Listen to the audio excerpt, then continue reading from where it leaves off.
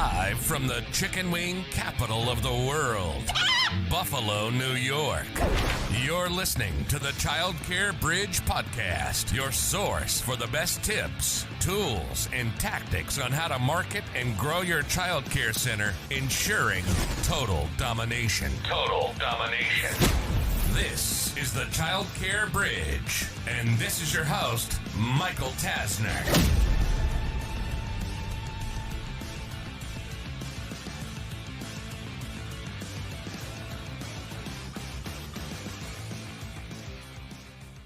Hey there, and welcome to episode 6. Today's topic is addressing all of the current media attention to the childcare industry. In particular, we're going to talk about a lot of that federal funding that ends up expiring in the next couple of days, and then some funding that expires next year. And what I want to do is I really want to address it head on, but more importantly, I want to give you some tactics and some exercises and some homework that you can write down and take back and start to look at your specific situation to see what tweaks you need to make. The whole premise of this entire podcast, the content, everything that I'm putting out for you is I want you to build what I call a no-joke childcare center. A no-joke childcare center, a no-joke business is a business that has that moat around it. A business that can stand the test of time and provide for you, your family, the community. You can make that impact that you're wanting to make without having to constantly worry about the financial side or the stress that comes with this particular industry. That's the whole premise. And what we do is we focus in on the four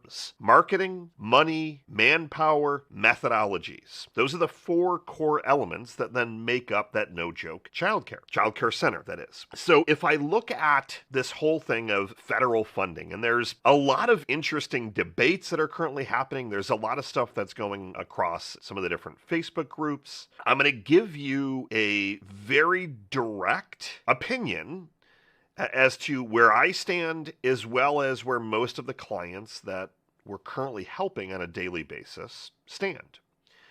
So there's two completely different sides to this. And candidly, it is a bit of a political thing. So without getting into all the politics of this, you have one side of the coin that feels the government should be continuing to give not only childcare centers, but other industries money to basically just kind of help keep things afloat, money that can be used for staffing, wages, bonuses, rent, all that kind of stuff. And then you have the other side that says, well, that money's great, but we're going to make sure that we're building our business so that if we don't have that money, we can still stand the test of time. Now, hopefully you can pretty quickly guess which of the two sides I believe you should be on, and that is you building a sustainable, no-joke childcare center business that if there's not all of this government money that's coming to you, you don't end up in the predicament that currently hundreds of thousands of centers are in. Now, lots of different studies, lots of different data that's out there. Some of the studies are showing that 500,000 childcare centers are going to close in the next 6 months. And then subsequently millions of kids are not going to have care, and then it's going to be that ripple effect. Now, if you think about it, there is, regardless of anything, a ripple effect anytime a childcare center closes. There's the negative effect on you. There's a negative effect on your family, your future. So if we start with you, there's the negative ripple effect to all the staff and team. Now they have to go find other jobs. They're going to potentially have to go on unemployment in the short term while they're looking for other jobs. And then all of those families that you were serving, now the parents have to figure out what they're going to do at work. Are they going to quit their job and stay home to care for the kids? And then they have those issues financially, but also the family dynamic. You have all the vendors that you were working with. Like, there's this gigantic ripple anytime a business has to close its doors. So these centers that are really potentially on the brink of closing, and you very well might be one of them,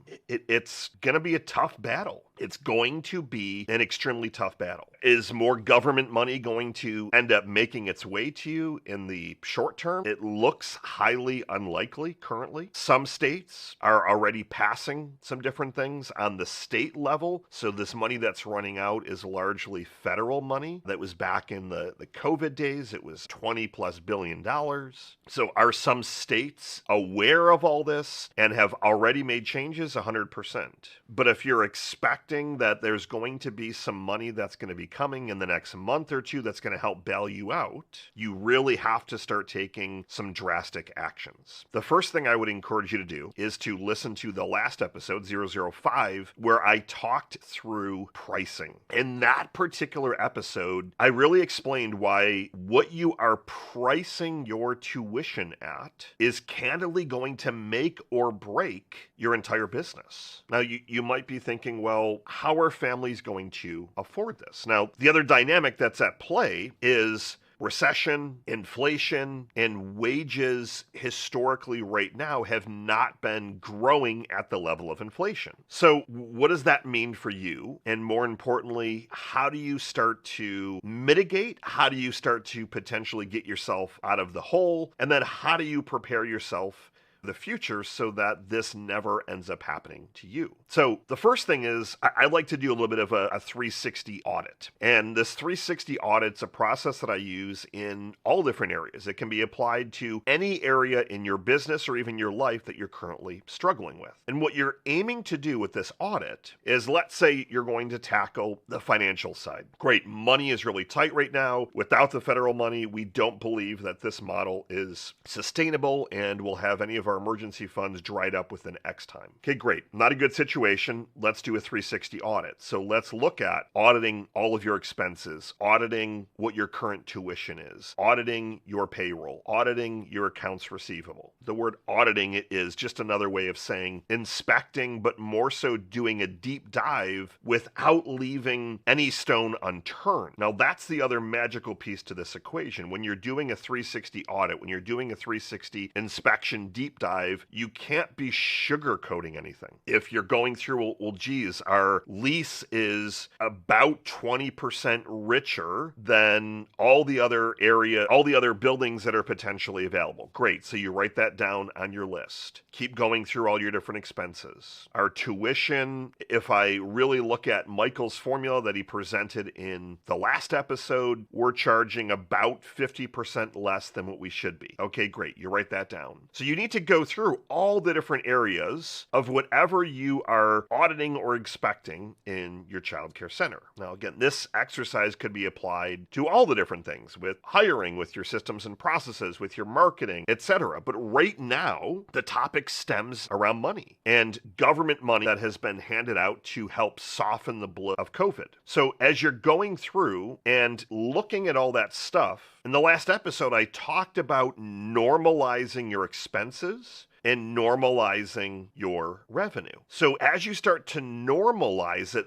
that is the data that I'm most interested in you looking through, because it's not normal to have an extra $100,000 or a couple $100,000 of ERC money or the PPP money. That those checks are not normal. So if you're factoring all of that stuff in and going forward for the rest of this year and going forward into next year and beyond, those magical checks most likely are not going to arrive. Now, if they do arrive, then you can look at different scenarios. But if you normalize out your expenses and you normalize out your revenue and you're like, there's just no way that I can make these numbers work, then you really have to make some tough decisions. Before you make that really tough decision to close your doors, I need you to do that money audit, the money inspection, to go through everything again with no stone unturned, because you're hopefully going to uncover either A, some expenses that you can eliminate, or B, some other potential areas for profit and money. There's always a couple of levers that you can pull. One of the quotes that I absolutely love is, little hinges swing big doors. Little hinges swing big doors. So, example, if you put in place a 5% increase in tuition, what does that number equate to? If the average tuition or cost of childcare during the course of the year is just a little bit under $11,000, again, average number, what does that math look like for you? a 5% increase times all of your other enrollments. Now, like the last episode, you might be pushing back saying, well, people can't afford that. They're going to start dropping out. But if you're in the situation, you're in the spot where you literally are looking at closing your doors over the next couple of months, and you're concerned about implementing a tuition increase, you really need to take a hard look at that situation. Maybe it needs to be a 10-15% increase. There's a lot of those, and 10 or 15% increase isn't a little hinge, but starting to increase your tuition gradually, that money then starts to compound month after month after month after month to start to put you into a better spot. So this conversation is 100% around the 4 M's, and in particular, the money aspect. You have to go through and look at everything. You have to normalize your expenses, normalize out the revenue. And then as you're going through and looking at things, I can promise you're going to start to find, even if they are small little things, that you can start to eliminate. You can find some things that you can renegotiate. Maybe that bus that you have is on an interest rate of 10% or 15%. Maybe there's some credit card debt that is absolutely crushing your business that you can renegotiate with a credit union, for example, and start to bring those things down. And then all of a sudden you're saving a few $1,000s a month in interest. You have to get scrappy, you have to get creative, but you have to leave no stone unturned. Now, that is the immediate actions that you need to be taking. Now, I could argue and we could talk through, what should the government be doing? And there's a lot of articles about, well, the government should be subsidizing childcare, and that very well might happen. And this episode might make 0 sense in the coming months. But my concern right now is for the centers that are on that brink, that are really, really struggling. And now with this federal money going away, I want to make sure that you're able to stand the test of time. And you have to essentially treat that wound, and you've got to turn things around in the short term so that you can start to think a little bit clearer. What I personally have found is anytime that I'm struggling, that my back is up against the wall, that I'm in this really tough spot, I personally do not think well. I start to plan the worst case scenario. I'll give you an example that has nothing to do with childcare. I have a small investment property in Orlando, Florida that has not been doing well this year. It's been costing me a lot of money, which is then crushing my personal finances. So it's not paying for itself. It's actually an expense that's draining things. And then I go to the catastrophic of, well, I just got to sell it. You got to get rid of it. It's killing me. And that might have to be the decision. But if I'm only looking at it in a couple of weeks or a month or two, and you're just looking at it with some blinders, I might make that wrong decision, because in the moment I'm like, it's killing me, it's bleeding me dry, this thing has to go. But then if you start to look at the bigger picture, well, are there tax advantages? Are there $10,000 a year of vacations that we're not having to pay for? Is there other advantages? Is it picking up during the holiday time? So you start to look at all those different things so that I'm looking at the bigger picture. But in that moment, my blinders are on, and I was not making, not even the right decision, but I wasn't thinking of things clearly. So I've spoken with a lot of centers that have called us and said, hey, Michael, we need some help. What can you do from a marketing standpoint? We need to get some more enrollments in the door. Oh, by the way, we don't have any money to invest in marketing. And rather than saying, well,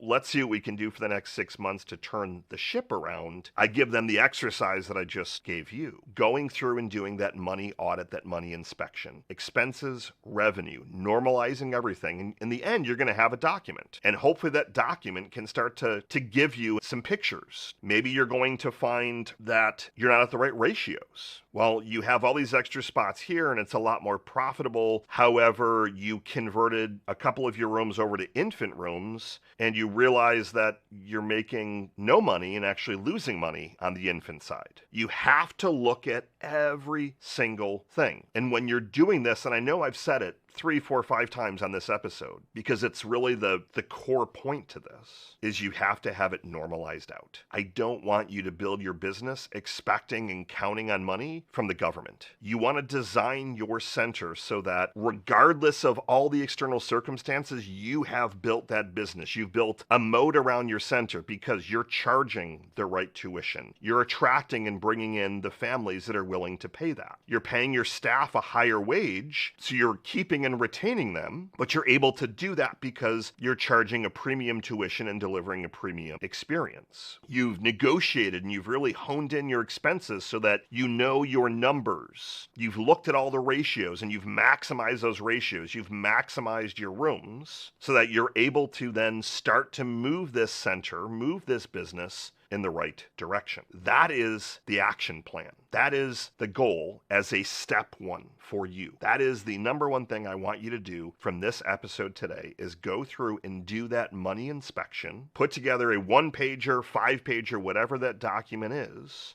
And then for the rest of this year, start to look at which of those are your top priorities, which ones can you start to move. I've spoken with lots of centers that have renegotiated leases, that have renegotiated different loans, that have started to then raise their tuition. So again, listen to episode 005 if you haven't. And then if and when that money comes in from the government, that is the money that you can then put aside for a rainy day. For example, that's the money that you can use to potentially pay down some debt service. That's the money that you can put in a profit account, your tax account, so that when taxes come, you're not caught off guard. But if you have to use that money to survive and live, it's going to continue to be that perpetual cycle where you don't know what's going to happen. With next year being an election year, who knows what's going to happen there? Is some extra money going to come in or not? As the time of recording this, we're potentially going to have a government shutdown soon. So if you've got all these factors, how can you build a sustainable business that is count on external things to make sure that you have the survival? You owe it to yourself. You owe it to your family to build the business that you've always dreamed of, but you have to do it the right way. You have to have the money stuff in check. You have to be looking at this. You have to be making the tough. I personally am going to be doing that across my businesses over the next couple of weeks as well. This exact same exercise I just talked to you about. Looking at what we're charging for our fees, looking at payroll, looking at all the different expenses, seeing if I can renegotiate certain things. Doing the exact same exercise so that I can have that moat around the business so that if and when things get more and more challenging, I'm not having to count on anyone else, that we can weather the storm, for example. That is what I want you to do. And I know this was a tough love episode, but when I have looked at things and I've really looked at this question of what do I want my legacy to be? So next year I turn 40, and I wouldn't say that I'm going through an early midlife crisis, but I very well might be. But I'm really digging into this conversation around legacy. And a legacy for me has to be something that has a large impact on other people. And when I've looked at everything that I've done thus far, some of the different books that I've written, some of the different courses, speaking engagements, I feel most alive when I'm doing things like this. When I have one business that says, Michael, I took the episode around pricing, realized that our tuition was not sustainable, and I started to turn the ship around, and a year later I can report that our profit margins are great. I'm able to pay myself a salary. Like that for me is my legacy. I want to help save, turn around, and see as many small businesses thrive as humanly possible, and in particular businesses that are serving kids and families. That's what I have for you today. As always, if you have any questions, comments, thoughts, ideas, throw them at me. I respond personally every email, every Facebook message, every comment. I am here to serve you. Have a wonderful rest of your day. Good morning, good afternoon, and good night.